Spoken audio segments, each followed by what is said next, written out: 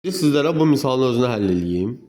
Deməli, bu misalı həll eləməkdən ötürü. Birinci misalı həll edilməmişdən əvvəl birinci misalın vidinə fasonuna baxırsınız. Vidinə fasonuna baxanda görürsünüz ki, burada nədir?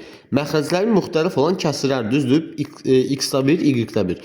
Demək ki, bunu toplayırsansa, məxrəclərin müxtəlif olan kəsrləri toplamış sayılırsan.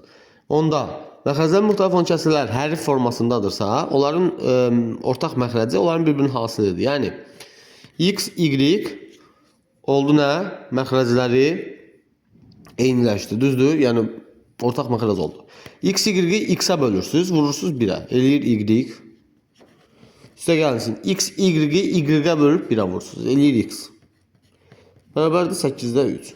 İndi Y üstə gəlsin X və ya X üstə gəlsin Y. Nəyə bərabərdir? 12-yə. Gətirib bunun əvəzinə 12 qoyuram.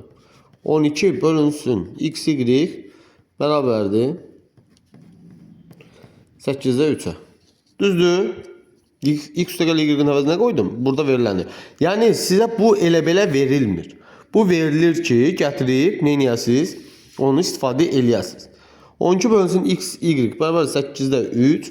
Buradan çarpaz şəkildə vururuq. 3x, y bərabərdir. 8-də 12 vurunda 96. Düzdür? 96 elədi. X, y də bərabərdir. 96 bölünsün 3. X, y də bərabərdir.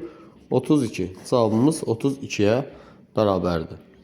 Yəni, misalı həll eləməmişdən əvvəl birinci vidinə fasonuna baxın. Bu misalda məndən nə istəyir? Nəyə oxşuyur? Bunlar məxrəclərin müxtəlif olan kəsrlərdir. Demək, onları toplamaq lazım. Biz də bilirik ki, bir hərfli şəklində, yəni hərflər şəklində olan kəsrlərin, yəni məxrəclər hərflər şəklindədirsə, onda onların hasilidir. Yəni bir-birinə vurğudur ortaq məxrəc. Tapdın ortaq məxrəci. Bölürsən birincinin məxrəcinə yuxarıya. Bölürsən ikinci məxrəcinə yuxarıya. Ortada toplanması toplama yazdın. Görürsən ki, bu budur. Yəni bunu yenə deyirəm, elə belə vermir. Onu hardasa istifadə etmək üçün verir. Yerdə qalanda adi riyaziyyatdır.